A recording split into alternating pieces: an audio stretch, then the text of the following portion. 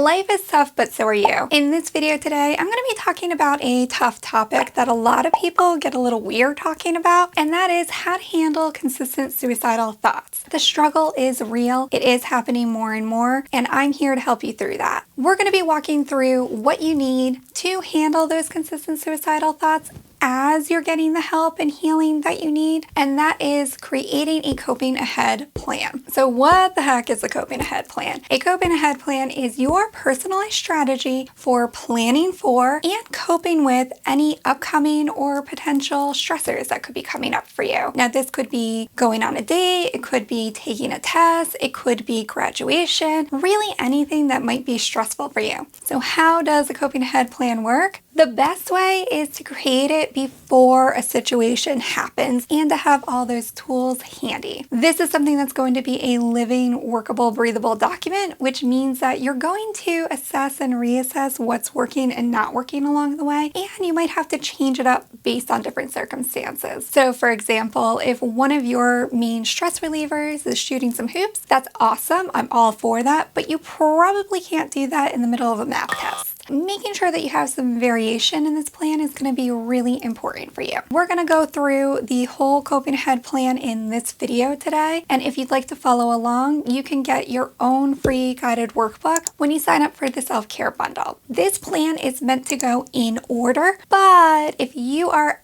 actively struggling with suicidal thoughts or urges, or it's so intense that you just need immediate relief right now, stop this video, call a crisis line, call 911, or proceed to your local emergency department. You're probably beyond a coping ahead plan at that point. All right, let's hop into it. So the very first thing that you gotta know is how to identify your stressors. So stressors are any potential anticipated upcoming things that you know could lead to an uncomfortable or intense emotional urge, thought, or experience. So for me, one thing that I know is a pretty constant stressor if I don't keep up on it is I need to be well fed throughout the day. So one of the things that I do is I make sure to have snacks handy, and I actually have a mini fridge in my office so that I can always keep my lunch there. Otherwise, I turn into a total monster and nobody wants to be around me. Your stressors might be a little bit different. Maybe it's knowing that you have a lot of fun events coming up and you just don't know when you'll have time to just chill and relax. Or you happen to know that there's 3 really big school projects coming up. Some other things that might be stressful are running late somewhere, so creating some buffer time would be really helpful. And if you don't know your stressors, that's quite all right. You can figure it out as you go along. So after the fact, if you're like, what set that off? Just think back a little bit and you can add it to your plan later. So once you know what your stressors are and what could leave you vulnerable to an emotional experience like this, you're ready for the second step, and that is using your coping skills. So y'all know I love my coping skills. I think they're amazing, but coping skills really only take you so far. They're really meant to help you hang in there through the intensity of that experience. They might not necessarily make the situation different or better, but they will help you stay in control. I have a huge library of videos all about some of my favorite coping strategies, so you can definitely check out some of those when you hit subscribe. But see what works best for you. There's typically 4 main categories of coping skills that I like to go over. Those are distraction skills, improving the moment skills, self-soothing, and crisis survival. So you kind of want to personalize it based on the situation that you're needing to cope with and what would make most sense for you. And then within those categories, there's a ton of variation. I typically recommend having at least a minimum of 6 to 8 coping strategies to pull from at any point, and mix it up, pull from a few different categories. So the reason why I recommend 6 to 8 is when I was learning and being trained on how to be a therapist, I did consultation at the group home that I worked with, and the guys drilled into us that it takes 6 to 8 coping strategies to match the same relief you get from a problem, behavior, or experience.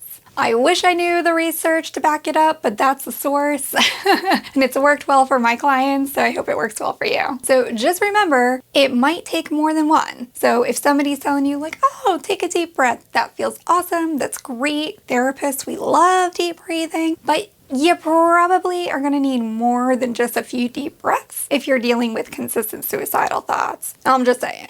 If you have used your coping strategies and you're still struggling with those suicidal thoughts, then I really recommend that you move on to step number 3, and that is talking to a safe, responsible adult. So while friends and siblings and other people in your world might be super awesome resources, the reason why I really recommend relying on a safe, supportive, responsible adult is because as a fellow teenager, they might be going through their own struggles and figuring things out, and they might not know what their capacity is for helping yet. Adults, for the most part, not every adult, but most adults typically know where their stopping point is, and if they're not able to help, they're usually a good resource for who could be a good help at that point. Some potential safe, responsible adults you might want to include on your plan might be a parent, a grandparent, a family member, a teacher, a neighbor. The list goes on and on. There's a lot of resources there. I really recommend not only including their name and their contact